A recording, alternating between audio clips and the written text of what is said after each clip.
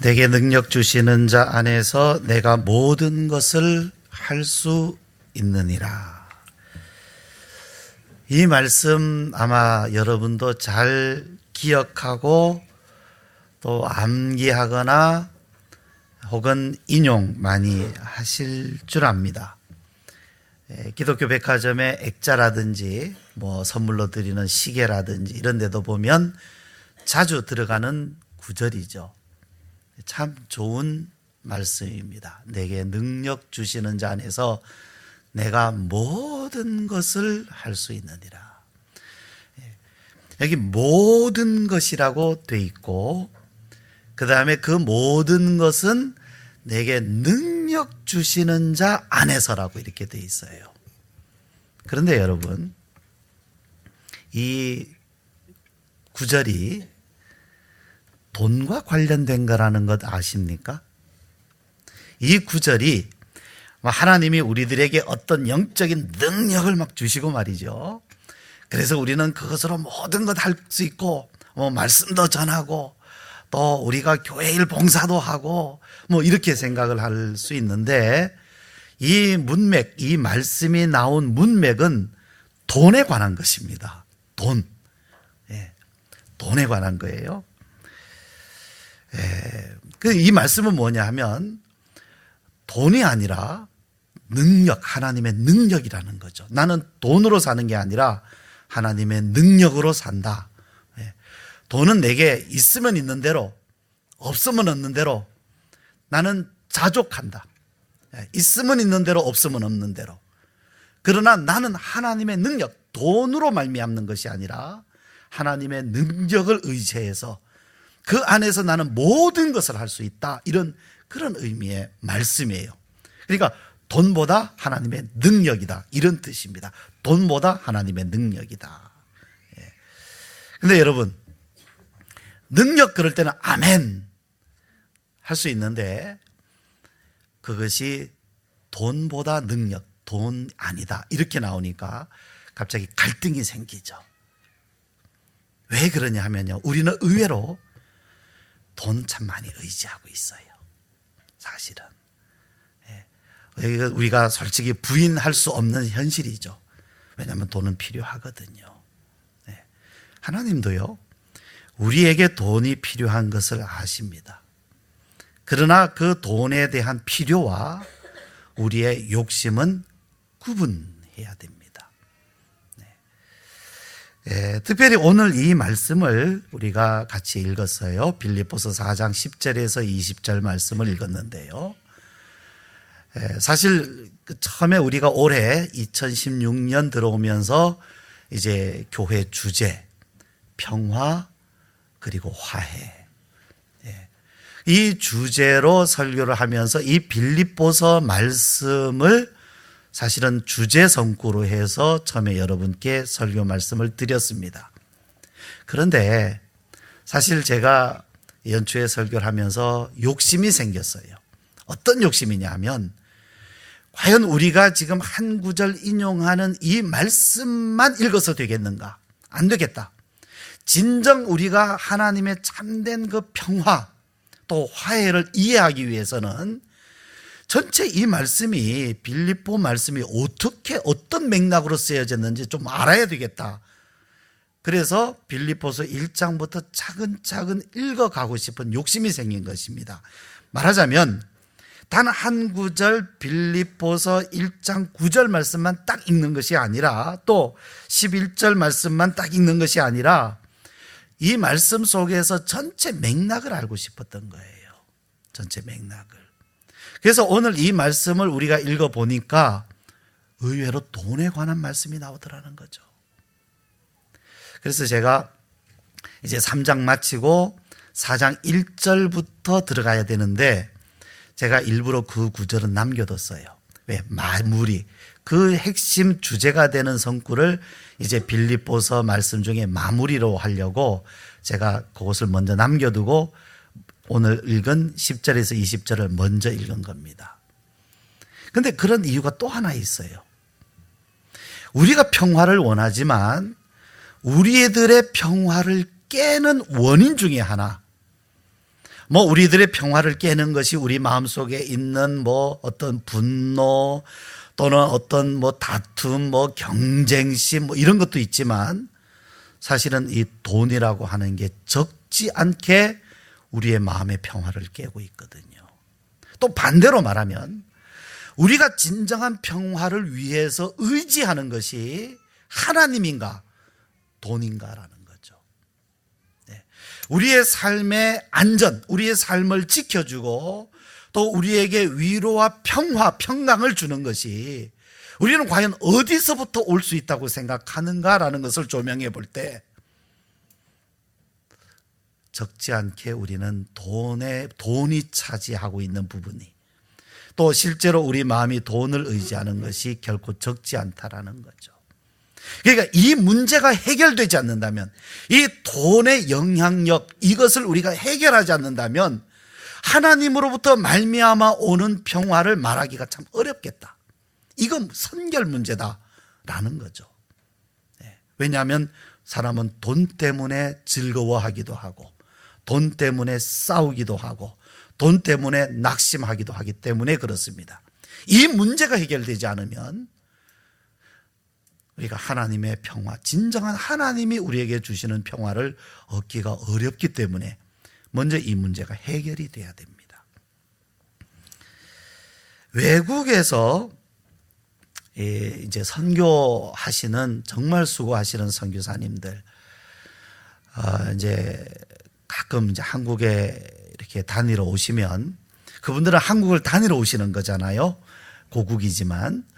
근데 이제 한국에 이렇게 다니러 오시면 저는 이제 제가 아는 선교사님들 가능하면 그분들을 한 번이라도 만나서 식사라도 같이 하려고 합니다.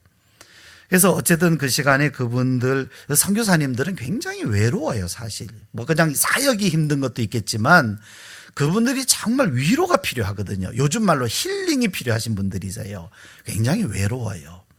그래서 이제 한국에 와서 마음껏 한국말 쓰면서 모국어 쓰면서 그렇게 이제 쉬는 그런 이제 시간을 갖고 싶어 하시는데 그래서 이제 그분들을 만나서 또 식사라도 사드리면서 딴 게 아니라 그분들이 하시는 말씀을 제가 이제 들어드리죠. 저는 다른 분의 이야기를 잘 들어드리는 은사가 있어요. 저는 말하면 굉장히 스스로 에너지가 고갈됩니다. 근데 다른 사람 이야기하는 건 잘 들어요. 제가 재봤더니 1시간 반 정도까지는 참으며 들을 수가 있더라고요. 제가 이거 테스트까지 해봤어요. 1시간 반 정도까지 내가 아무 소리 안 하고 듣기만 하는데 1시간 반은 참을 수 있더라고요. 여러분 한번 해보세요. 1시간 반도 쉽지 않습니다. 그런데 이제 그분들이 식사를 하시면서 이런 얘기 저런 얘기 하시면 그냥 잘 들어드립니다. 그분들이 이야기. 그럼 참 좋아들 하세요. 뭐 먹는 식사가 좋든 어쨌든 그분들이 하고 싶은 이야기를 들어드리는 것만 해도 그분들은 마음의 시원함을 느끼십니다. 근데 이제 식사를 하고 이런 얘기하면 이제 식사가 끝나갈 때쯤 되면 저에게는 이제 갈등이 와요. 이제 막 마음속에서 선교사님이 어떤 그런 것을 뭐 표현하거나 뭐 말씀하거나 그러지 않았는데도 저의 마음속에서 이제 갈등이 일어나는 게 뭐냐 하면 그래도 이분은 선교사님인데 밥만 사드리면 좀 그렇잖아요. 뭔가 선교비라도 드려야 되지 않을까라는 어떤 강박증이 이제 저에게 오기를 시작하는 거예요. 그래서 제가 형편이 되면 사실 조금이라도 좀 드리고 또 그렇다고 또 오시는 분들이 또 다 이렇게 드린다는 건 저도 그렇게 감당할 수 있는 게 쉬운 게 아니라서 그냥 뭐 형편이 안 되면 그냥 식사만 사드리기도 하고 이제 그렇게 하거든요. 근데 괜히 조금이라도 좀 봉투 이렇게 드리지 못하면 뭔가 내가 또 뭐 못한 것 같고 죄송한 것 같고 막 이래서 굉장히 이제 미안한 마음을 이제 가지게 돼요. 근데 그분은 그런 표정이 아닌데도 집에 와서 생각하면 그래도 그분이 좀 선교비라도 좀 달라는 것 아니었을까 하는 이런 생각을 하면서 굉장히 부담이 되기도 하고 한편으로는 또 불편하기도 하고 그렇습니다. 근데 선교사님들이요, 그분들이 솔직하게 이제 하시는 말씀이 참 그분들도 그런 것이 참 어렵다는 거죠. 또 그런 것 때문에 이제 모처럼 한국에 와서 보고 싶은 사람, 만나고 싶은 사람 있잖아요. 그래서 이렇게 이제 전화를 하는데 전화를 하자, 나 한국 갔으니까 한번 얼굴 봅시다 라고 전화 한번 하려고 하다가도 망설여지는 경우가 많대요. 왜냐하면 선교사님이시다 보니까 혹시라도 이거 뭐 선교배 달라는 거 아닐까, 그런 생각할까봐 전화를 하려고 하다가도 망설여지는 때가 참 많다, 이런 말씀들을 하세요. 또 아닌 게 아니라 친구인데 이제 나 한국 왔으니 만나자 하고 이렇게 전화를 하면 왠지 모르게 이 핑계 저 핑계 하면서 그 전화를 피하는, 또 만나는 것을 진짜 피하는 것 같은 그런 분들도 있더라, 이렇게 말씀을 하십니다. 뭐 선교사님을 예를 들어서 말씀을 드렸습니다마는 우리 사람의 인간 관계에 있어서 참 우리가 이 돈이라고 하는 것과 상관없이 참 마음껏 자유롭게 우리가 편하게 부담 없이 참 그렇게 살 수 있으면 얼마나 좋겠습니까?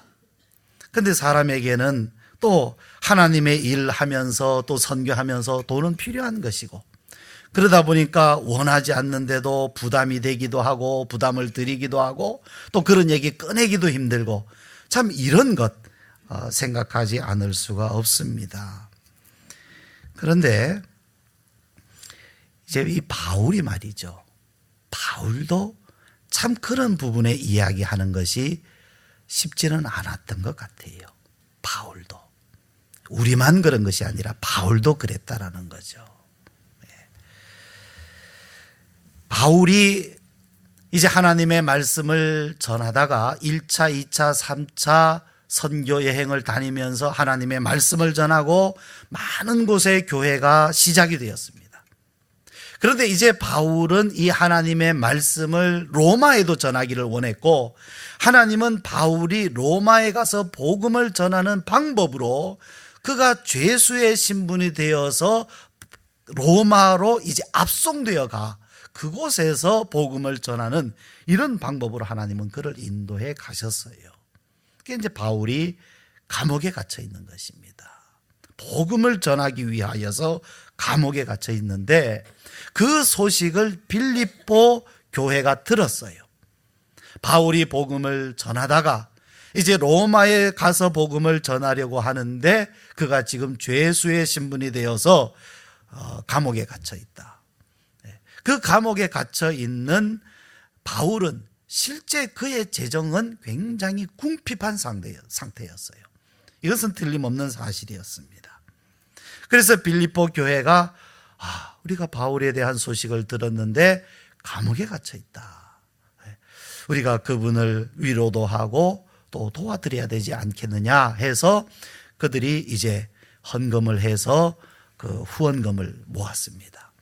그리고 그것을 에바브로디도편에 가지고 갔어요. 가지고 가서 바울에게 그것을 전달을 했습니다. 이제 바울이 그것을 받을 때에 또 그 빌립보 교회의 소식을 들을 때 굉장히 기뻐했어요. 너무너무 기뻐했어요. 오늘 여기 말씀에 있는 것처럼 크게 기뻐했어요. 그러면서 이제 이 편지, 빌립보 교회에 그 편지를 쓰면서, 물론 거기에는 이제 빌립보 교회 문제도 다루고 있지만 사실은 이 편지를 쓰기 시작한 동기는 뭐냐면, 목적은 뭐냐면 빌립보 교회에 자신의 상황을 알려주는 것뿐 아니라 감사를 이야기하려는 것이었어요. 감사하다, 참 감사합니다. 그래서 그렇게 쓰여진 게 이 빌립보서거든요. 근데 이제 오늘 말씀에 이제 이 편지의 말미에 이것을 그는 기록하고 있습니다. 오늘 우리가 읽은 말씀이죠.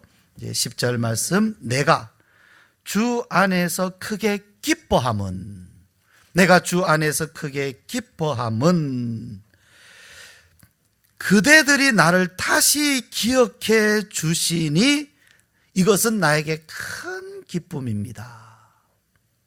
나를 이렇게 다시 기억을 해주니 참 기쁩니다 라고 그가 편지 말미에 이렇게 쓰고 있는 것입니다. 그런데 그 기쁨은 그들이 가지고 온 돈 때문은 아니다라는 거죠. 돈 때문만은 아니에요. 그래서 여기 말씀하기를 내가 궁핍함으로 말하는 것 아닙니다 라고 그는 강조해서 말해요. 내가 이렇게 크게 기뻐하다는 말이 당신들이 나에게 이렇게 후원금을 주어서 내가 궁핍한데 도움이 되어서 나는 참 좋습니다, 그 의미 아니라는 거죠. 아닙니다. 아니라는 거죠. 내가 궁핍함으로 말하는 것이 아니니라 하면서 그가 왜 이렇게 기뻐하는지, 그러면서 그가 정말로 그 바울의 마음 안에 있는 본심이 뭔지, 본심, 그 마음의 진심. 그런데 그의 마음 안에 있는 진심은 하나님께서 그에게 은혜로 주신 거예요. 은혜로 주신 거. 내가 당신 여러분에게 사실 그렇잖아요. 돈 받아서 싫어할 사람 없잖아요. 그러나 내 본심은 그것 때문 아니고요. 네. 정말로 내가 이러이러한 마음입니다 라고 말씀하고 있습니다. 그 말씀은 나는 어떤 형편에서든지 자족하는 법을 배웠습니다. 어떤 형편에서든지 자족하는 법. 하나님께서 바울에게 선물을 주셨어요. 믿음을 선물로 주셨는데 그 믿음이 바울에게 어떤 영향을 끼치고 있느냐 하면 자족하는 마음을 준 거예요. 믿음이 준 게 뭐냐면 자족하는 마음을 준 거예요. 하나님, 제가 요즘 많이 궁핍합니다. 하나님, 제가 많이 궁핍한데 돈 필요합니다. 돈 주실 줄 믿습니다. 믿음이지요. 그렇잖아요. 그 믿는 건 믿음이잖아요. 하나님, 나 지금 돈 필요한데 이거 꼭 하나님께서 돈 채워주실 줄 나는 믿습니다 하면 그게 믿음이라고 생각하잖아요. 그런데 바울이 가진 믿음은 어떤 믿음이었느냐? 하나님이 주신 믿음은 어떤 믿음이었느냐? 자족하는 믿음이었어요. 그 믿음, 하나님을 믿는 믿음이 바울의 마음에 가져다 준 믿음은 뭐냐면 없으니까 채워주실 줄 믿습니다는 그런 믿음이 아니라 어떤 형편에서든지 자족할 수 있는 믿음이었다는 사실이죠. 믿음은 그에게 자족하는 마음을 주셨어요. 따라해 봅시다. 믿음은 우리에게 자족하는 마음을 줍니다. 자족하는 마음이 어떤 형편에서든지 자족하는 마음, 그것입니다. 이 자족이라고 하는 것은요, 욕심하고는 반대말이죠. 욕심은 뭡니까? 필요 이상을 지나치게 가지고자 하는 것, 그게 욕심이죠. 여러분, 필요한 것을 구하는 것은 욕심 아니에요. 사람이 배가 고픈데 밥 먹어야지, 이건 욕심 아니에요. 그래서 그것을 욕심과 구분해서 기본적인 욕구라고 해요. 욕구. 그거는 사람이 생존하는 데 필요한 겁니다. 사람이 배가 고픈 밥을 먹어야죠. 근데 배가 고픈데도 밥 먹고 싶은 그런 욕구가 없다면 그건 굉장히 위험한 것입니다. 하나님이 주신 것이에요. 욕구라고 하는 것은. 그래서 사람에게 생존에 필요한 것이고 하나님이 주신 것입니다. 그것은 욕심하고 다른 것이지요. 그런데 욕심은 뭐냐면 있는데, 내게 필요한데 그 필요한 것 그 이상을 가지려고 하는 것, 더 많이 가지려고 하는 것, 그런 것을 우리는 욕심이라고 하는 것이죠. 예를 들어서 내가 충분히 먹을 것을 가지고 있는데 다른 사람의 것까지 빼앗으면서 내가 먹으려고 한다. 그건 욕심이 되죠. 있는데 빼앗으면서 한다. 그건 욕심이 되는 거죠. 충분히 가지고 있는데 더 많이 가지고 있으려고 한다. 다 먹지도 못하면서 그냥 가지고 있으려고 한다. 그것도 다 욕심에 속하는 것이지요. 또 하나는 우리가 구분해야 될 게 체념. 여러분, 자족과 체념은 다른 것입니다. 자족은 있으면 있는 대로, 없으면 없는 대로 만족하는 것이 자족이에요. 그래서 체념은 뭐냐면 내가 가질 수가 없으니까 그냥 아이고 저거는 안 돼 하고 그냥 체념하는 거죠. 포기하는 것입니다. 포기. 그래서 이 자족이라는 것과 체념은 다르는 거예요. 실제로는 체념하면서 에이 뭐 없어도 괜찮아, 그럴 수 있잖아요. 실제로는 체념, 에이 뭐 없어도 괜찮아. 어찌 보면 자족인 것 같지만 사실은 그게 자족이 아니라 체념인 경우도 있어요. 근데 여기 자족이라고 하는 것은 체념과 다른 것입니다. 12절 말씀 우리 같이 한번 읽으시죠. 12절 시작.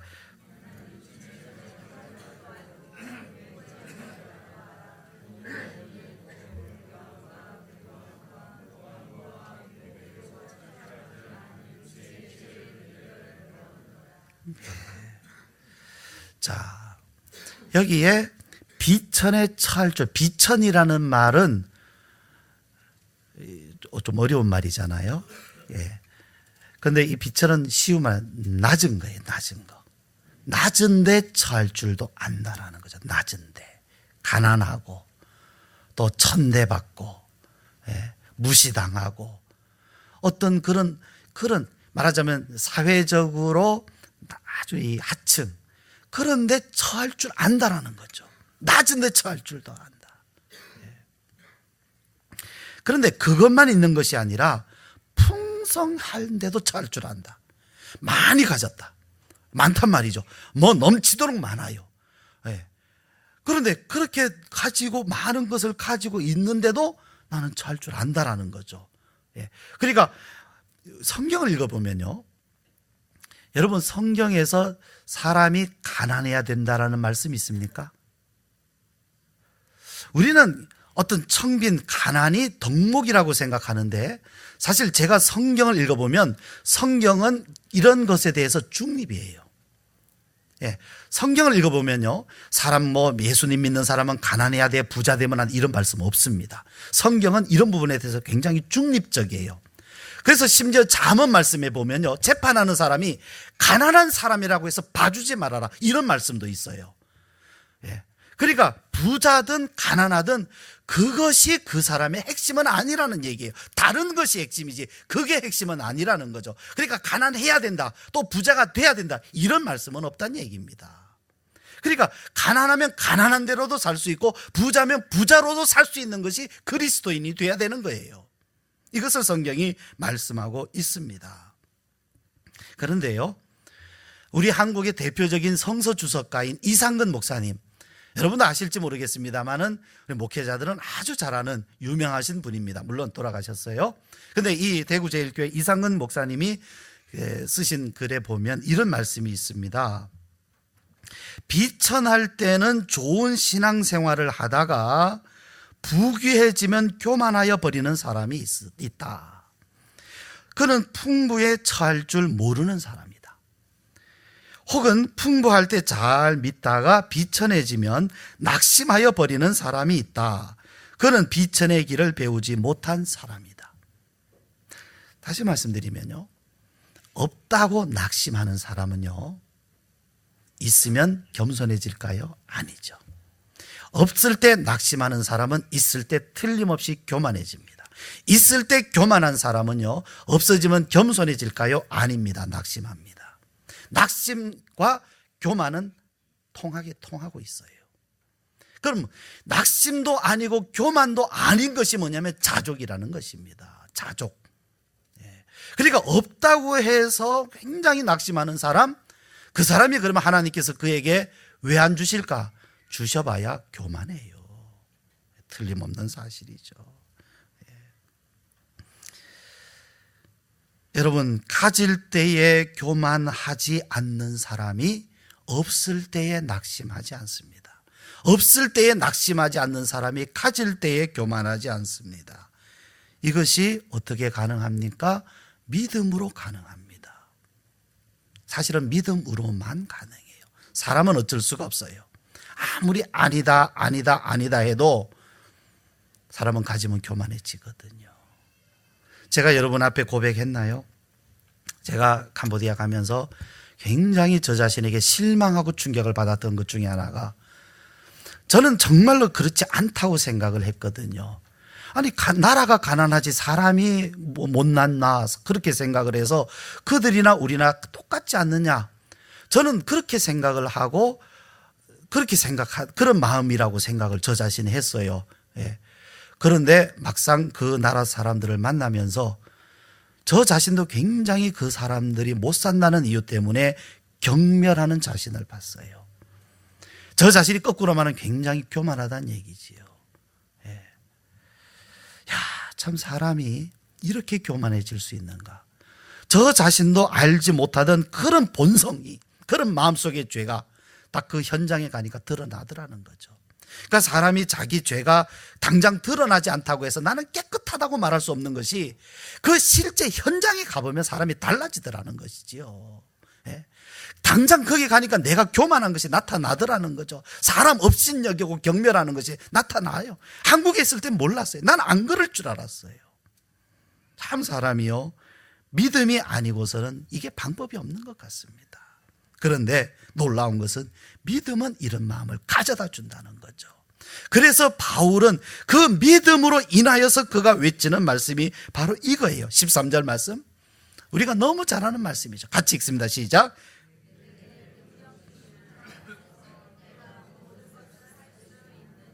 자, 여러분 이제 질문합니다. 여기서 직접적으로 이 문맥 속에서 말씀하는 능력이란 무슨 능력입니까? 13절에 내게 능력 주시는 자라고 할 때 이 능력은 무엇을 말하고 있습니까? 직접적인 의미는 자족하는 능력이에요. 자족하는 능력. 따라해 봅시다. 자족하는 능력. 여러분, 믿음이 가져다 주는 능력은 자족하는 능력이에요. 내게 능력 주시는 자라고 할 때 이 능력은 자족할 수 있는 능력이에요. 하나님 앞에 여러분 능력을 구한다면 자족하는 능력을 구하십시오. 기도의 응답이라고 했을 때 여러분, 우리는 기도의 응답, 하나님 주세요 주세요, 주실 줄 믿습니다 할 때에 하나님께서 내게 부족한 것을 채워주신다. 우리는 그걸 기도의 응답이라고 생각할 수 있잖아요. 그러나 바울에게 보십시오. 이 말씀에서 보십시오. 기도의 응답은 뭡니까? 자족하는 능력이에요. 비천에 처하든지 풍부에 처하든지 내가 궁핍하든지 아니면 풍성하든지 어떤 상황에 있든지 자족할 수 있는 것, 그 믿음, 그것이 기도의 응답이란 이야기입니다. 그런데 여러분, 이 말씀이요, 히브리서 13장에도 같은 내용이 나와요. 제가 읽어드릴게요. 히브리서 13장 5절 말씀인데요, 돈을 사랑하지 말고 있는 바를 족한 줄로 알라. 그가 친히 말씀하시기를 내가 결코 너희를 버리지 아니하고 너희를 떠나지 아니하리라 하셨느니라. 돈을 사랑하지 말고 있는 바를 족한 줄로 알라. 그러면서 그 다음에 나오는 말씀이 내가 너희를 버리지 아니하고 내가 너희를 떠나지 아니하라. 이게 무슨 상관입니까? 하나님이 함께 계심을 믿으라는 거죠. 똑같은 말씀이에요. 내게 능력 주시는 자 안에서 내가 모든 거 할 수 있습니다. 같은 말씀이에요. 어디에서 우리는 자족할 수 있느냐? 스스로 마음을 다스리고 여기서 나오는 게, 단련에 수련에서 나오는 게 아니라 믿음에서 나와요. 하나님이 나와 함께 하신다. 이제 바울은 이러한 빌립보 교회를 위하여서 축복하는 것도 잊지 않고 있습니다. 당신들이 나를 생각해 주니 크게 기뻐합니다. 돈 때문이 아니고요, 당신들이 나를 생각해 준 일로 참 감사하고 기뻐합니다. 그러면서 첫째, 여러분이 보내준 이것은 단순한 후원금이 아니라 여러분이 복음에 참여하는 일입니다. 복음에 참여하는 일. 두 번째, 이 후원금의 결실로 풍성한 열매가 맺히기를 소원합니다. 세 번째, 이것이 하나님께서 기뻐 받으시는 향기로운 제물입니다. 이것은, 여러분이 보낸 이것은, 제가 이 말씀을 읽을 때 참 감사한 것이 레위기 말씀 우리가 지금 큐티하고 있잖아요. 하나님 앞에 드려지는 향기로운 예물이 된다라는 것. 아, 그렇구나. 우리가 예배할 때 헌금하잖아요. 돈을 바칠 수도 있겠다. 어떤 사람은 그냥 돈을 돈으로 바치는 사람도 있겠다. 그냥 돈을 내는 거죠. 그러나 어떤 사람은 이것이 하나님이 받으시는 향기로운 예물이 되겠다. 그것은 우리 각자의 신앙에 달려 있어요. 어떤 돈을 얼마를 바치느냐에 중요한 것이 아니라 사실은 진짜 어디에 달려 있느냐 하면 어떤 사람은 그냥 돈을 바치는 사람이 있을 거예요. 그러나 하나님 앞에 드려지는 향기로운 제물로 드리는 사람, 그것은 바로 믿음입니다. 계속해서 또 나아가서 바울은 하나님께서 너희의 쓸 것을 채워주시리라 축복합니다. 그리고 하나님께 영광을 돌리자 말씀합니다. 여러분, 이 물질이라고 하는 것은요, 우리에게 필요한 것이에요. 예수님 말씀에 의하면 우리에게 필요한 것 하나님이 아십니다. 그런데 중요한 거 하나 있어요. 너희는 먼저 그의 나라와 그의 의를 구하라. 그러면 이것이 너희에게 필요한 줄 하나님이 아신다, 주신다. 염려하지 말아라. 염려하지 말아라. 그러니까 우리가 정말 하나님 앞에 믿음으로 나아가고 하나님이 주시는 그 평화를 우리가 얻을 수 있는, 어찌 보면 마지막 시험이요 마지막 관문이라고 할 수 있는 것이 돈으로부터 자유를 얻는 거예요. 돈이 없다라는 의미가 아니에요. 풍부할 수도 있어요. 그 의미가 아니라는 거 이제 이해하시죠? 그러나 이 돈으로부터, 돈의 지배와 영향권으로부터 우리가 자유함을 얻는 믿음, 어찌 보면 우리가 하나님의 평화로 나아가는, 어찌 보면 마지막 시험 때요 마지막 관문이라고도 말할 수 있습니다. 내가 하나님 앞에 돈을 드릴 것이냐, 아니면 정말 향기로운 재물을 드릴 수 있을 것이냐, 어찌 보면 우리에게 이 예배에 있어서도 마지막 시험 때가 될지도 모르겠습니다. 그러나 빌립보 교인들은 이 일을 참 잘하였습니다. 그들은 믿음으로 하나님 앞에 이 일에 참 하나님 앞에 향기로운 제물을 드리게 되었다는 사실을 우리는 생각하게 됩니다. 이 말씀이 계속해서 여러분의 마음속에 계속해서 말씀해 주시고 여러분의 마음을 다스려 주시고 정말로 우리가 얻어야 할 믿음을 얻을 때까지 이 말씀이 여러분의 심령을 인도해 주시기를 축원합니다. 우리 함께 기도드리도록 하십시다.